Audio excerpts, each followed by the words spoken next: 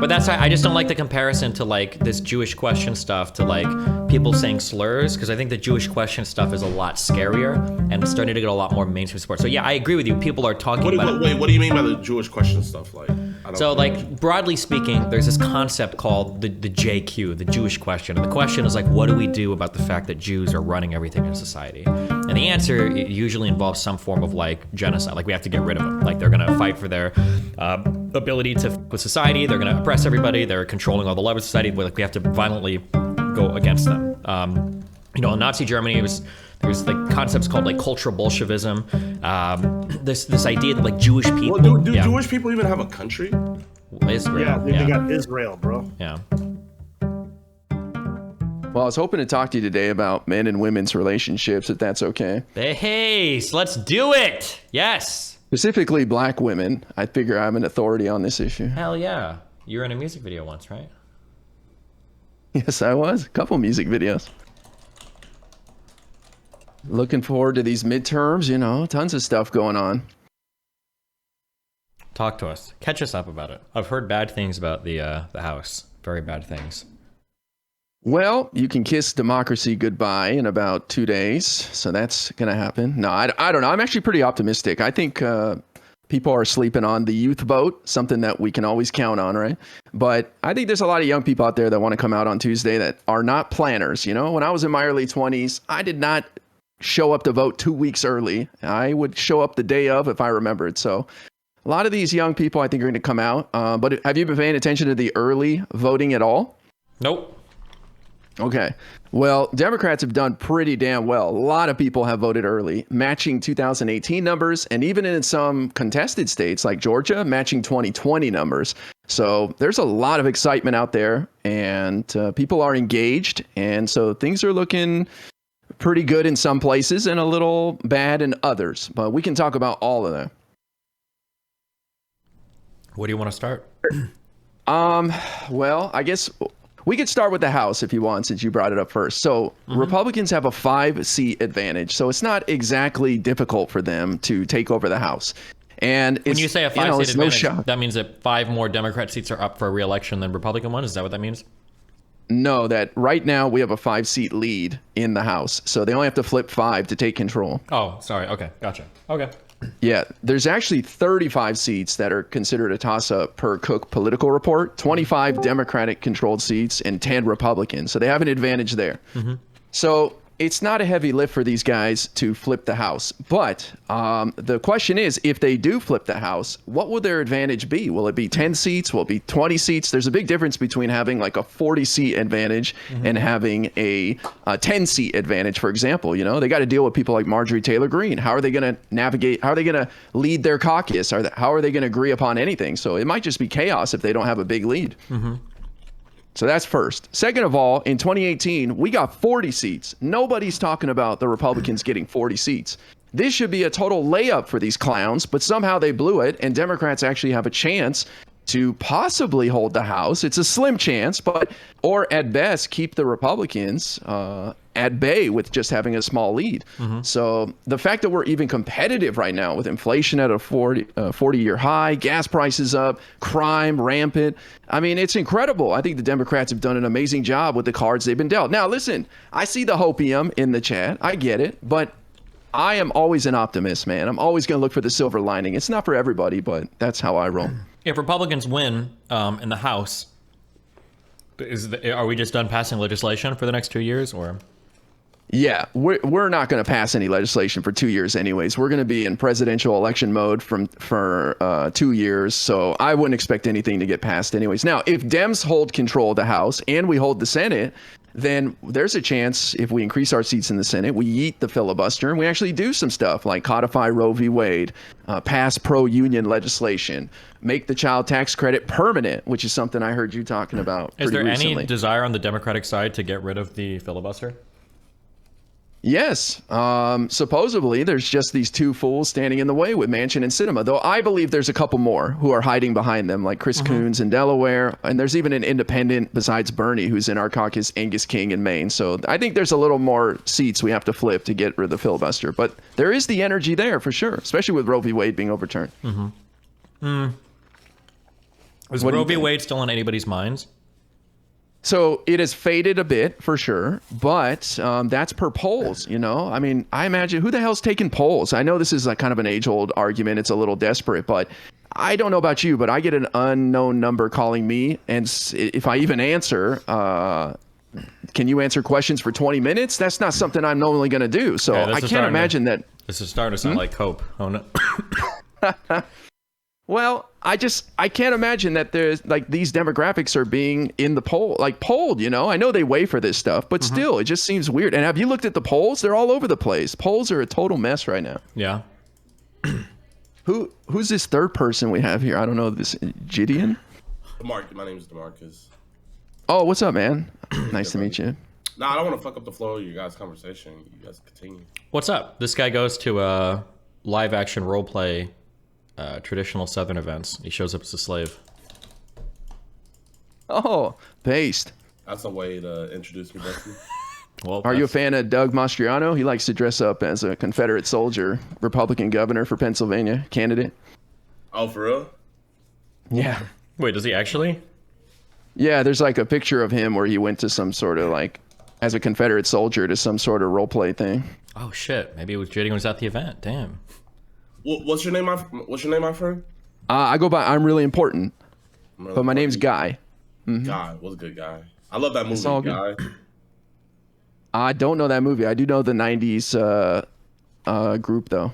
Never seen the movie with Ryan Reynolds? Free Guy? Oh, Free Nope. Guy. Oh, bro, you should watch it, bro. It's so fucking funny.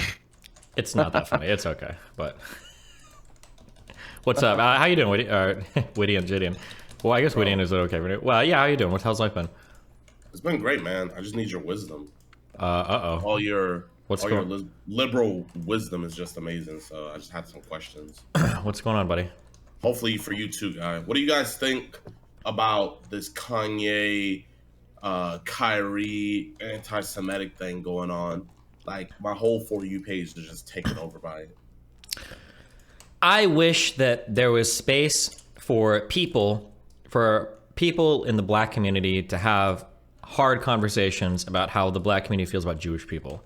I know that a lot of people outside the black community now are talking about like Kyrie and stuff, but like anti-Semitism in the black community, there's a decent history of anti-Semitism in the black community, even among like basketball players and stuff. So it'd be interesting if there was a place for that conversation to happen.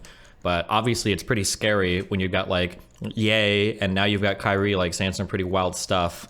And it seems like, yeah, the response from the press or from the sports teams has just been to like or from like larger orgs has just been to like cancel or get the conversation not happening as much as possible. What do you think, Guy? Yeah, I don't know about Kyrie. That's something new to me, but I know Kanye seems to be having some mental health struggles, and I feel like this is a cry for help, honestly. I don't know if it's a cry for help. I think he's just a little crazy. Yeah, I mean, I don't appreciate the anti-Semitism stuff. I think it's dangerous. I think it's actually going to have some real-world impact, and he's definitely not helpful at the very least. But it seems like he's getting quite the crash course in learning, hopefully. No. Why? What do you think about it? Kyrie, Or- the Kyrie thing, just real quickly, it seems like the Brooklyn Nets have decided his apology wasn't enough, and so he's suspended for at least a few games from what I read. And Adam Silver, the commissioner, decided it wasn't good enough either. So I think he's on a journey too, man. I don't know. It's a wild ride. Nah, yeah, it's pretty crazy. But like, I think the craziest thing about it is, I feel like it's kind of crazy that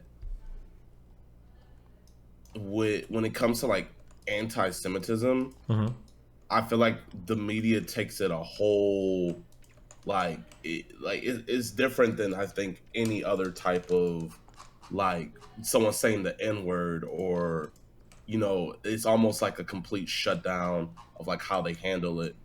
And like they have like rabbis on ESPN, you know what I mean? Like, ESPN's a sports show, but they had like rabbis talking about it, and everybody that talked about it, like LeBron and Shaq and like everybody that they had talk about it, they basically had like the biggest athletes like they say you guys have to go full force and denounce them completely, or else, you know, you're gonna be like them. And you kind of see like in the interviews how much they're walking on eggshells. Like it was actually really like low key, because you know, whenever like someone says some shit, it shouldn't be like a hot take to disavow what they say. But when you look at the way they disavow what he said, you see it's almost as if they're walking on eggshells. And so I was just wondering, like, why is it when it's anti-Semitism, it's more like a super touchy subject than when you're talking about regular, like, just, you know, standard racism that you see every day? I think there's two big things. I think one is that historically, a lot of the United States is still ran by old people, and old people traditionally, both Republicans and Democrats, have like massively supported Israel. It's like a staple of like U.S. politics. It's even Trump, I'm pretty sure, is like a huge, like everybody's like a huge supporter of Israel. So if you're an older person, you're part of the United States, you're probably already lean towards being pro-Israel anyway. And then there's also kind of like, it's pretty easy for anti-Semitism to like feel really bad when you've got pretty like recent reminders of like the Holocaust and stuff that had happened. It's just probably something. So is that what you think it is? You think it's because like the Holocaust is more recent than like other things that is more touchy? Probably that'd probably be a part of it, yeah. Because you see like where like anti-Semitic thought can slowly head towards, yeah. Yeah, because like on my For You page, I've seen so many like Jewish people hopping on, like just like talking about this stuff, and then like I see that like it's like a really big uproar right now, where it's like the other side is like, he's wrong, stop talking about it, and then the other side is like, oh, he did nothing wrong, and it's like this big back and forth, and I think it's really gonna start a conversation that's gonna be kind of like here to stay. What the conversation is, like, you know, I'm not smart enough to say what the conversation is, but all I'm saying is like I'm just seeing it a lot more, and it's kind of like, yo, like, you know, I've never seen this before because I don't know too much about Jewish culture or heritage or nothing like that. Yeah. So I don't know the signs of like anti-Semitism until like people start bringing it out. Yeah, well, I mean, like, I think that it feels like a pretty are there, so here's a question for you. Do you feel like there are instances in like the NBA or in anything where there's like these massive portrayals of like anti-black racism? Like if somebody called somebody like the N-word, for instance, I feel like it'd be a pretty big deal. Like most people are like, holy shit, this is really, like it would be called out like pretty immediately, no? No, it is a big deal, but like recently the Phoenix Suns owner, some emails leaked that he said the N-word or something like that. And it's just like, oh, okay, well, you can't be the owner no more. But it's like, well, that sounds like a really big deal, no? Wait, is that? Hey, I mean, yeah, you would think like, okay, he has to, but like, it'll be a really big deal if he has to completely leave and he gets nothing. But it's like, when you're forced to sell your team for $4 billion, is it really a big deal? I mean, if you didn't want to sell, I don't know as much about the athletic world, so I'm just reading a couple things from chat. Owners got obliterated for, or go ahead. I just feel like, and like me personally, like I feel like the N-word holds no power no more. I feel like if a person says the N-word, like Twitter might be mad for a couple days. And wait, hold on, you just said a guy got forced to sell his team because of using the N-word in an email. That's a pretty big deal, no? No, it's a big deal, but like when you're getting $4 billion, like if anything, he's getting when you bought the team for $300 million and you're getting it for $4 billion, like, I don't know. I think if a white basketball player, I could be totally wrong, but I feel like if a white basketball player called a black basketball player the N-word on the court, I think that would like dominate headlines. I think that'd be a really big deal. I mean, yeah, but like, I don't know. I guess me personally, is my personal views.